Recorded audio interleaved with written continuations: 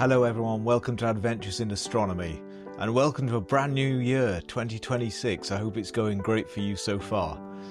Well, the PixInsight team have just released a brand new stretching tool and better late than never. It's a little late for Christmas, PixInsight team, but it's called Multiscale Adaptive Stretch. That team really do like their complicated words and phrases and terms, don't they? Anyway, I'm going to hop on the computer behind and show you a little bit of how it works. I've been testing it over the last few hours and I think it's going to be probably an overused word here, but a game changer for quite a lot of you out there. By the way, if you're wondering what on earth's happened to my nose, I did think about putting makeup on today, but forget that. I have no idea what's happened to my nose. I've got this horrible scratch down there. I probably scratched it in my sleep. Maybe my wife did it. I don't know. I'm not going to blame her. Anyway, let's head over without further ado to the computer so I can show you how this brand new thing works. Okay, so on screen, all I've got is a couple of example images to show you. We're going to start with the Orion Nebula. This is just part of an image that I processed a couple of years ago, and actually this was mainly for the color in the image. I've got separate luminance, but we won't go into that today. But it's produced a reasonably decent image, and all I've done is ran Graxpert on it, and I've done a color calibration. That's it. That's all that's been applied to this image, and it's still in its linear state. If I turn off the auto stretch, it's blank, and if I go back to putting not the extended auto stretch but the normal auto stretch, it's back to a normal stretched image. And of course, what a lot of us will do is we will sometimes get out the histogram tools, do an auto stretch and apply that auto stretch. I know many are using GHS, myself included. It's a brilliant tool. But this is so simple, it's unreal, and it gives you a much better stretch than a standard auto stretch. So let's just open this tool, Multiscale Adaptive Stretch, and let's just have a look at what is in there. So the first thing I'm going to do is just clone our view. Let's just take that out of the way a little bit there. So we've got our original version here and our new version here, and I am just going to simply turn off the auto stretch. Now, what's really brilliant about this new tool is it's got a live view or a preview version or real-time view. So if we just reset the tool and click on it, you will see it's done an immediate stretch. And even without looking at the standard auto stretch, I can already see that looks an awful lot nicer just on default settings. But we can get it looking even better than this with just a few simple clicks. First of all, let's look at these things one by one. So I'm just going to close these windows so we're not distracted, and just to look at this first box entitled Stretch. Now, what you've got here is the target background. And that really is about kind of setting the black levels, if you like. If you mouse over it, it does actually say the background level of the auto stretch. And of course, most of us don't start at 0 because it's completely black. Most of us will start a stretch at 0.15. Just while we're in this real-time preview, if I click in some background areas, you can see 0.1, 0.12 in that green channel there. We've got a background reading. So having it set to 0.15 as a default, not too bad. Let's just see what happens if we just raise this slider. I'm going to raise it up quite extreme level. And there you go. You can see the general background brightness level is raised quite significantly. So sometimes the best thing to do with these things, rather than just look at actual numbers, all of this kind of stuff is useful in terms of clicking and dragging around and seeing what's there. But sometimes one of the best ways of kind of dealing with this is just to let your eyes see what looks right. So if we take it down even lower, let's take it down to completely 0. We've got no background brightness. If we just up that to maybe 5, we can see that's very clipped on what is in there. It's not actually showing some of the highlights, and it's far too dark. So if we just move this back up to that 15 looked to be quite a reasonable figure. So setting your background is the first thing that you do with this tool. If we now come to the second setting, which is the aggressiveness, and it has a default again of 0.7, which is not bad at all. But that's just basically your stretch. How aggressively are you going to stretch it? If I increase this up to 100 or 1, you can see it's done quite an extreme stretch. To my eyes, that looks overblown. But you might be one that really sort of wants to pull out all that detail. So if we just start to gently slide this down a little bit, let's try that at 0.75. That's now looking pretty good.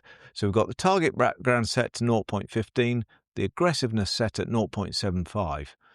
Now, this dynamic range compression is quite an interesting setting. It's set at 0.4, which is a good value, I think, to have it on. I've tested this on a range of images. But if I just take this completely off, if I set this to 0, let's just see the impact of what that does. And you can't see it quite as well in this demo image compared to other images. But if I put it right all the way up to 100, what you'll see is you'll notice something happen with the stars there. It flattens basically the dynamic range of the image. So what we're getting is more of a sort of uniform brightness scale across it. And if we go to the other extreme, or back to the other extreme, put 0.0, you can see there's more distinction. I think maybe a helpful thing on this image will be to look at, if you see sort of the most brightest points and darkest points is quite stark. If we look at maybe the stars at the bottom, and then if I just up this back up to 0.4, which I think, like I said, is a reasonably decent value, what you'll see is it's a little bit more subtle in the gradation between the black and the white. And certainly if you look at the core, we'll look at that on other examples in a moment. So that's basically the stretch factor, and you could just leave it there. But there is more to learn. In this contrast recovery, you've got this scale separation. Now, if ever you've used MMT or those kinds of tools that in PixInsight that separates out the levels of scale from large scale to small scale, that's what this is doing. Probably a good way of looking at this is to look at where this says preview large scale component. If we click that on, that is what the scale is showing. So it's actually showing, it's already on quite a good setting. We've still got a couple of stars visible, and in the ideal world, we just want the nebula. So I wonder if I up that to 8, yeah, there you go. You can see less stars. So actually in our particular image here, 8's a good value. Let me just show you, if I go down to 4, that's not such a good setting because you're going to get all the stars included, and it's not picking up the right kinds of things to make the right kind of stretch. So let me just put that back up to 8 because we want a large scale structure, and the contrast recovery is doing just that. If I turn this off on the preview and then just turn off the contrast recovery, probably the best way of explaining this is to turn it off and turn it on again. So if I turn that off, what you'll see is less contrast in some of the small scaled details. So if you focus your eye where I'm moving my mouse around this area, when I turn it back on, those contrasty areas then sort of pop back out. And certainly kind of along this line here, if we take it back off again and then put it back on again, you're getting more of a contrasty image. And then the final box to look at is this color saturation. Now, word of warning about this, I'm not entirely sure whether I'm always going to be using this myself. And the reason is the color saturation is applied across the entire image. So that's to the stars and the nebula at the same time. However, you can see there is a box here for a lightness mask which has been applied. So you know it's not really getting much of the background. It's certainly getting the brighter parts of the nebula, but it is also including the stars. And again, the defaults already look quite good on this, 0.75 and a boost of 0.5. We'll come to what those mean in a minute. But if I turn off the color saturation, you obviously get a desaturated level of color, particularly as you note in the stars.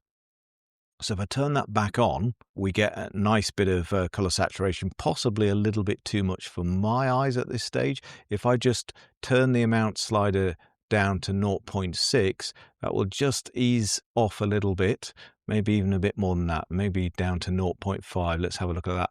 That's looking, to my eyes, a little bit more natural. And the boost part of this box is actually quite interesting, because what the boost does is it applies more contrast to the less saturated areas, if I've got that right. If I haven't, tell me in the comments. But if I just put the boost on 100%, what you will see, I think, is more color applied to the less saturated areas. So again, if we just focus our eyes on this bit, if I turn the boost completely off, yeah, there you go. It's just eased off a little bit on that. And if I just put it fully back on again, it's applying more to these sort of subtle areas. Maybe I've got that slightly wrong in my explanation. I'm not entirely sure at this stage. What you can do, of course, is mouse over these things to find out. So controls which color saturation values receive the most enhancement. So higher values target lower saturation levels. There you go. So I was right. Lower saturation levels. So that can be quite interesting, but I'm not entirely sure whether I will use that a huge amount. If we just reset this back to how it was, and I'm just going to make sure that scale separation goes back up to 8, I'm just going to apply it. And I think the value of this tool is about to become apparent, because what I'm going to show you is come out of the real-time preview and look at that. Look, this is our multiscale adaptive stretch, and here is our auto stretch. And you can see it's done a very, very fine job. You can see the target background in the auto stretch was a little bit brighter. We can always undo this. Let's just do that. And then let's just up our target background a little bit more to, let's say, 25. See if we can sort of match the images up a little bit and throw that on there and see what we get. It's a bit processor intensive compared to multiscale. You might notice it takes a few more seconds.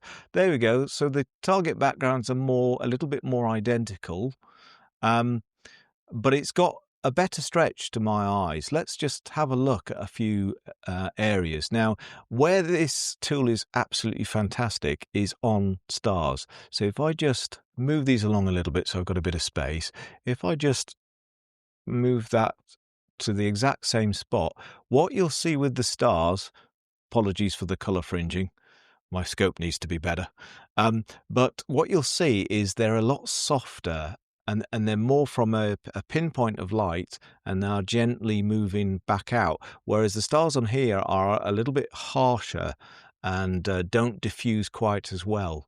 So you can see that. If we look at the nebula, what we've got here is a lovely stretch with more visible detail. Look at the color balance in this area here that goes from this lovely sort of purple into the pink. And if we can compare it over here, it's just all white. So that will be the color saturation moving into play. And of course, this piece round here of darker nebula, compare that over here. We've got the darker nebula, but we've got a little bit less into, I don't know whether YouTube is picking this up so well, but we've got a little bit less in terms of the depth of the image. So that's example one. I thought I'd take us through a couple of other examples.